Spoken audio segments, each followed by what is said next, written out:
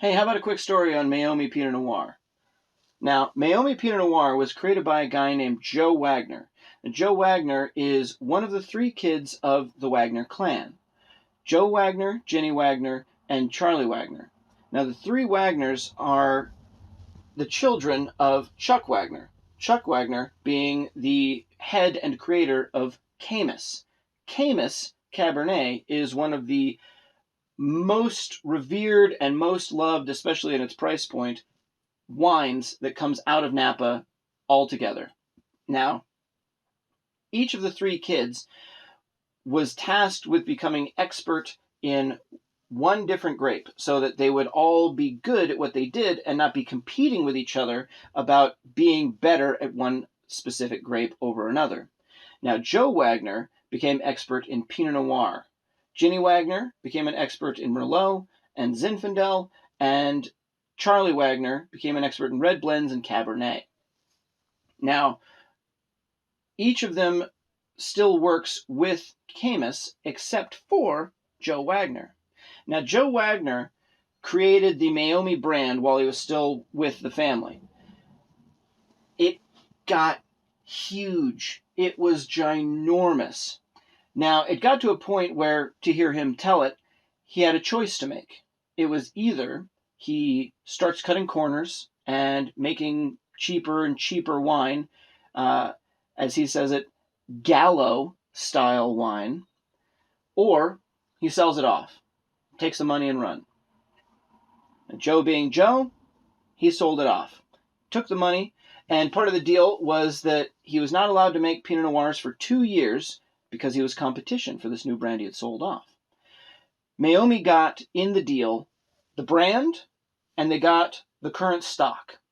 What they didn't get was any of the expertise or any of the grapes, vineyards, or land that made Meiomi what it is.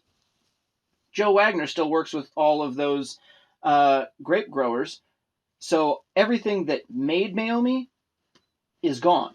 The only thing that they still sell on the shelves is the brand. So Joe Wagner in the interim started making red blends. He made Thread Count. He made Quilt. He also made Bella Gloss Pinot Noir, the whole line of those, which is a tribute to his grandmother. If you go far enough back in the family tree, you find all sorts of big deal names in the Napa wine history that are connected to the Wagners. So after those 2 years lapsed, he came back to Pinot Noir and started making Venstone. Now, Venstone is essentially what Meiomi used to be. Venstone is the Venn diagram of that wine. It's pulling from those three different appellations. So that center point of the Venn diagram is the wine. Venstone is what makes it special. It's everything that Meiomi used to be and more. So anyone who likes Meiomi will like Venstone because it's everything that's great about it, but with the expertise and the place and the quality that Meiomi no longer is. Now, what Meiomi still has is they're getting grapes from one of the people who used to help get Joe his grapes. Now, her name is Allison Crow. Now, Allison Crow is all over the valley, controlling different grape sources and vines and making wine. Now, Allison Crow keeps all the best grapes for herself, and she makes Verrata. So Verrata Pinot Noirs are the better grapes of her own that don't go to Meiomi.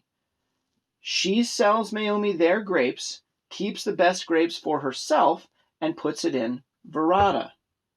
So really, Meiomi at this point is just a brand because the person that built it up is gone, making Venstone, and the person who gives them their grapes keeps the best ones for herself and makes Verrata. So any Meiomi fans out there, you have some better options. Cheers.